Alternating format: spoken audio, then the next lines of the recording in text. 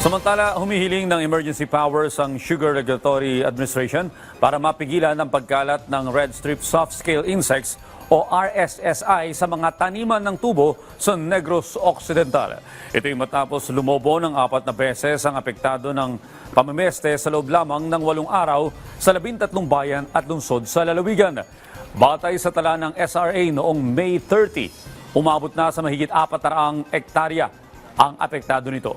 Nanawagan ng SRA para sa mahigpit na quarantine measures at polisiya para sa emergency use upang mapabilis ang pagbili at pamamahagi ng pesticides.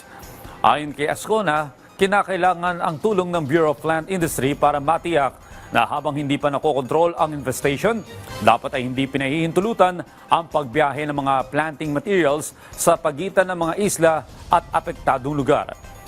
Hiniling din na pag-aralan ang paggamit ng drone sa pag-spray ng pesticides.